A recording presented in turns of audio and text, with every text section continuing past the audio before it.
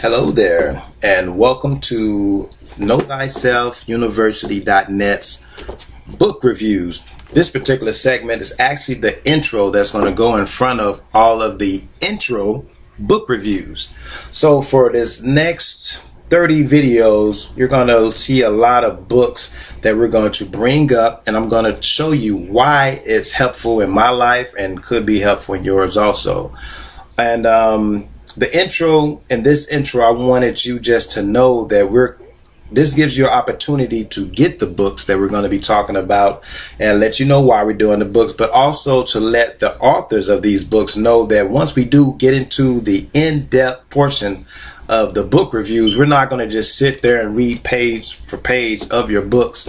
We want to basically just highlight your book and basically be a good commercial so that we can refer other people to these particular books and other books you may have. So we're not going to just sit here and just give away your whole book for free online. That's not what we're about. But we want to highlight certain books just so that people can get a taste of what we like to get into in order for us to know ourselves better and to know thyself university. That is how you know the universe. And this particular book, I'll be quick, that for this month we're going to be highlighting Shawn Stevenson's book, the Sleep Smarter book.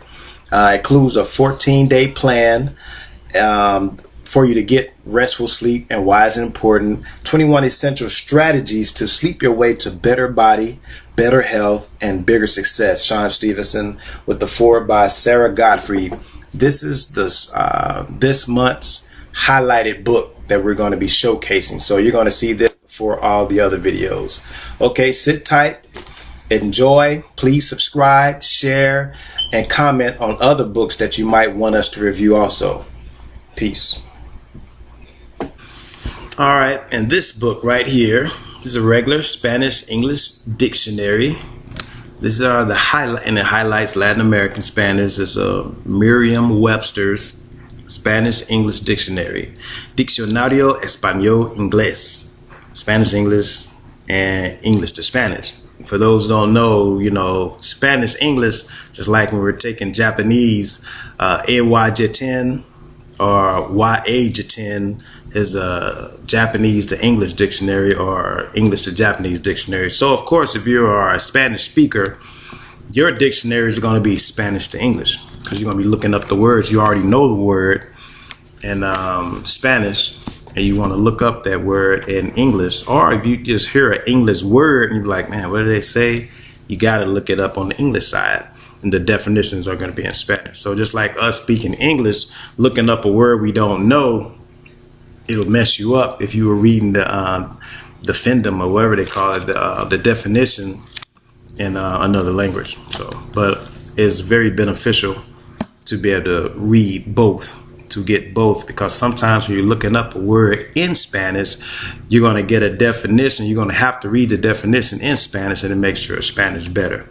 More than 100,000 translations, más de, more than 80,000 entry words and phrases, and essential Spanish vocabulary.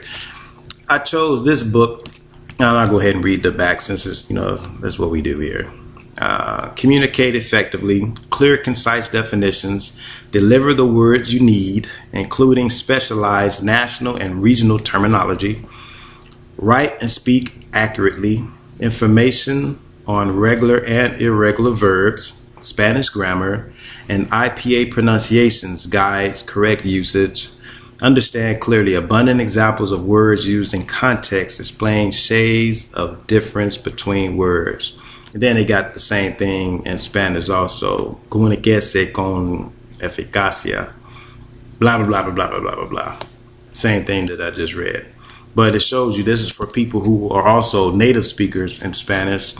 And this is what they will pick up too. So I chose this one because for a lot of my students in my language program, where I teach people my methods I came up with to learn languages in a way very fast and you really get it. And of course I started it because growing up I spoke a little Spanish and French because, reading my aunt's books from school and stuff like that. And ironically, yes, my grandmother took Russian when she was in school. And just being in that environment, multilingual environment, where it wasn't shunned upon. You didn't look crazy like I did when I went to school. A brother from East St. Louis studying all these different languages. People were like, "No, what's wrong with you? Are you Mexican or something?" Like, even when I wear shirts like this, I understand the connection to the ancients by studying different languages. By studying different languages, it connects you to different worlds that are normally closed to you if you don't speak those languages. Even if it's just hi, bye, please, thank you, what's your name, and my name is. And one thing that I learned from that age was I could be self-taught, even though my aunt was the one that started me on that path and helped me to write French, the letter, the alphabet, the numbers, same thing in Spanish, the alphabet, and then basic phrases, and made me write it. But the key was she had me to read the dictionaries. That was very influential to me, because by the time I took my first standard class in Spanish, which was like 9th grade, I already was speaking Spanish. I had been speaking it for years. I already had pen pals, and I interacted with people who spoke French and Spanish. And once I met a girlfriend from Mexico, I was speaking more French. And I was like, don't teach me no more French, because there wasn't nobody I can speak to. I didn't know anything yet about my Haitian brothers and sisters, and the fact that a lot of Western Africans were speaking French. But I hadn't met anyone yet. Very few people, only people from France, when I would go to a Catholic youth organization event. And I met some people, I think they were called from the Taizi Brotherhood or something like that. And I met a couple of pen pals through that. Other than that, I didn't have anybody I can practice with. So when I met her, I didn't like the fact that a friend of mine had to translate to her. And I was like, you know what, forget this.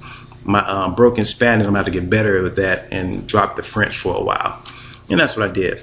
And I started getting back into reading my Spanish dictionary. And what it does is it builds up your vocabulary, so that even if you don't totally understand that language yet, as long as you're getting the pronunciation correct, and they always give you a guide in the beginning of the books of the phonetic pronunciations, and then it's good to maybe have some CDs and listen to music. That, between that and listening to music in that target language, you're going to be way ahead of your class. I guarantee it.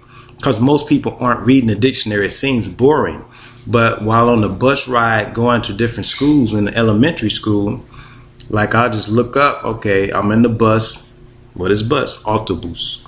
Now, okay, autobus. It's a little accent there. Sign, signo. Okay, el signo. Traffic light, luz de tráfico. And I just looked up everything. And the more you do it and make it a game for yourself, you'll find out that you know a whole lot of words. And by the time, if you didn't know English, but you were reading a dictionary and you had a vocabulary of just nouns, let's say not even any verbs, and you just had a lot of nouns, you can go up to someone without speaking any English and say, food, food, please, food. Water, bathroom, where, bathroom. Even without any verbs, you may not know how to conjugate. And one thing about us who speak English, we don't even know what the word conjugate is. We just do it naturally, because just like anybody who speaks a language, you don't know you're conjugating, you just do it. There's a problem if somebody says, I eats. You know something doesn't sound right. We eats. We is eating. Your ears will say, okay, something doesn't sound right about that. So it's conjugated wrong, but you don't know that you are conjugating. It's I walk, he walks, we are walking. You know what I'm saying? Not I walking. That's how a person who doesn't speak English, and we can hear it right away. But we're not that equipped to hear ourselves speaking different languages. That's how we sound. When we're laughing at someone else, that's exactly how we sound. So by me reading the dictionary, and I did have some friends who spoke a lot of these different languages, but I didn't get that that total immersion to be able to speak with them every single day like I want. It was at different times. Only one summer living in Arizona, the center of Navajo Nation. I was studying a little Navajo. Sometimes I might find some friends that are Puerto Rican, Cuban growing up. They might move, you know what I'm saying? There'll be that black person with that Spanish last name. I'm the only one hip to why they have that Spanish last name. And I know they're not Mexican. I know there are other countries like Panama, Cuba, Honduras, places where a lot of black folks are. And I would interact with them just to get a little practice in. As I got older, brothers, and sisters from Puerto Rico and Dominican Republic. Edgar Diaz, one of the first brothers I met, to invite me into his home. His sister, Kat Diaz. And just to see black folks, speaking that Spanish, it was cool that I was like, okay, I don't feel like an oddball. You know what I'm saying? It was my first time really getting a chance to be immersed. I had done that before early in life in different African settings, living with an Igbo family for a couple of years. And my best friend, like in the second grade, his father was Nigerian. I believe they come from the Efik or Ibibio tribe. And, just being immersed with different people from different cultures, Native American peoples who it'll be a black person who one of his parents is Native American, of course, European, or, coming from a Spanish speaking, nation and stuff like that. That helped me to want to study these languages a lot more. But the dictionary, reading the dictionary is very key. And I'm not going to belabor this too long, but this is just a review, book review anyway, for the intro of it before we get deeper into this. And I'll show you some techniques that I used to use, but I'm just giving you a hint right now. If you don't see the later videos when we go deeper into these books, reading your dictionary in whatever target language, once you learn the pronunciation, get the alphabet down and learn how to pronounce the words correctly. And then don't be afraid to try them out with people. And then when you learn a word, use it every day. If you only learn la puerta, the door, every time you say door, use that language that you're using. I took maybe one semester and I missed a lot of class. I was busy. I had a lot of stuff going on. It was a night class. But Russian, I really like Russian. I like the fact that one of my cousins was learning Russian. My grandma, used to take Russian. And it was fun for me to get into that. And I was like, oh, it's not, and I'm always getting to these classes late, like 3 weeks into the class and stuff. The teacher's like, there's no way this black dude is going to catch up. But I always do. But I wished I would have had a lot more time in that class. I missed just too much class after that fact, too. I always had a meeting to go to at 6 p.m. for other stuff, and I kept missing the class too much, so I had to drop it. But I like the class. I like learning Cyrillic.